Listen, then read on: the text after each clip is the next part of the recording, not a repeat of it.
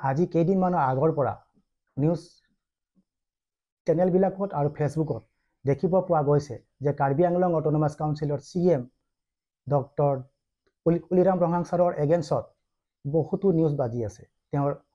মই ক'ব বিচাৰোঁ যে কাৰ্বি আংলঙৰ ইমানে ডেভেলপমেণ্ট হৈছে, উন্নয়ন হৈছে, যাৰ বাবে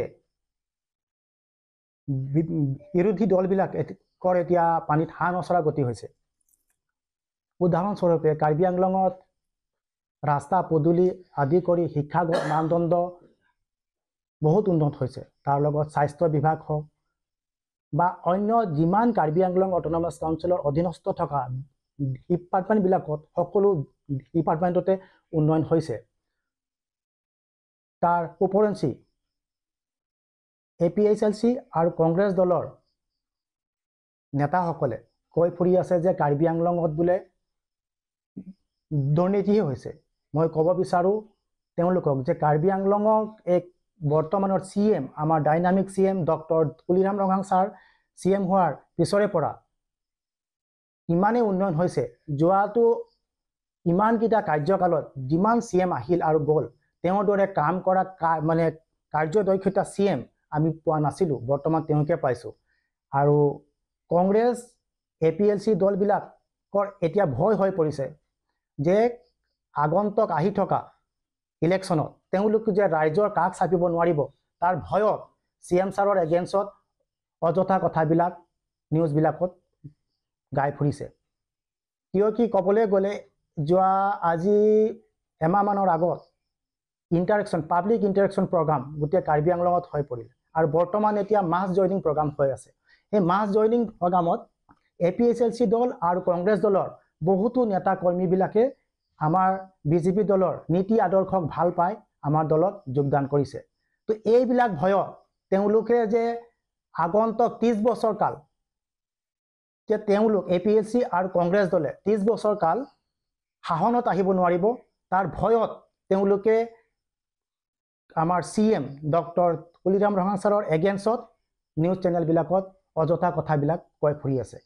আৰু এটা কথা ক'ব বিচাৰিছোঁ যে ঘৰ বনোৱা বিষয় যে নিউজ চেনেলবিলাকত কৈ আছে যে আমাৰ CM ছাৰে বোলে 200 কোটি 100 কোটি 150 কোটি টকাৰ ঘৰ বনাইছে।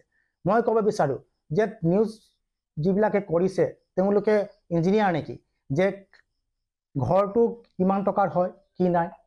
আৰু দ্বিতীয়তে হ'ল কি কংগ্ৰেছৰ যিবিলাক নেতা আছিলে ইমান দিনে তেওঁলোকৰতো ডাঙৰ ডাঙৰ ঘৰ বনাইছে, তেওঁলোকৰ বিষয়েতো কোনো মাত মতা মানুহ নাছিলে নেকি?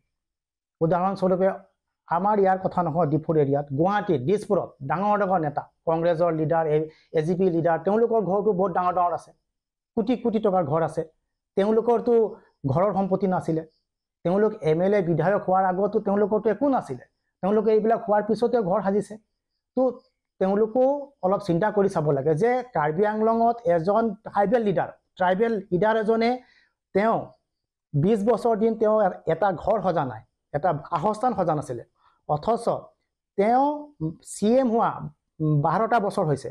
12টা বছৰৰ আগত তেওঁ ফাৰ্ষ্ট ক্লাছ কণ্ট্ৰেক্টাৰ আছিলে।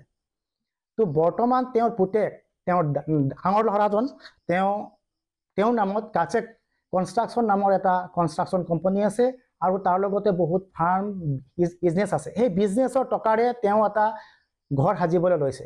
তো সেইবিলাক দেখি যে কাৰ্বি আংলঙত দুৰ্নীতি কৰি আমাৰ CM ছাৰে ঘৰ সাজিছে বুলি কৈছে, এইবিলাক চব মিছা কথা। দুৰ্নীতি হোৱাতে হ'লে কাৰ্বি আংলঙত ইমান ডেভেলপমেণ্ট নহ'লে হয়। আজি তাৰিখত কাৰ্বি আংলঙৰ চুকে কোণে গ'লে গোটেই ৰাস্তা পদূলিয়ে পকা। কংগ্ৰেছৰ দিনত গাঁৱৰ ৰাস্তাত সোমাবই নোৱাৰি, এক হাঁটু বোকা পানীত খোজকাঢ়িব লগা পৰিছিলে। দলং নাছিলে, চব কাঠৰ দলং আছিলে। আজি BJPৰ দিনত চব পকী দলঙৰ হৈছে।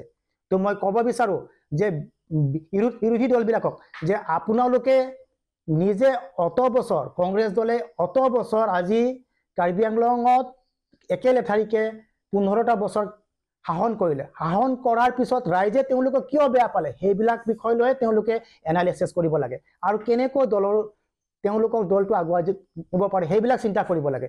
যোনজন ব্যক্তিয়ে কাৰ্বি আংলঙৰ ৰাইজৰ হয় দিনে ৰাতিয়ে নাখাই নবৈ ৰাইজৰ হয়, তেওঁ ৰাইজৰ কাষ চাপি আছে, ৰাইজৰ কাম কৰি আছে, তেওঁ এনেকুৱা এটা এনেকুৱা এজন ব্যক্তিৰ এগেইনষ্টত ইমান মিছা অভিযোগ জাপি দিয়াটো ভুল হৈছে। মই তেওঁলোকক ক'বলৈ বিচাৰোঁ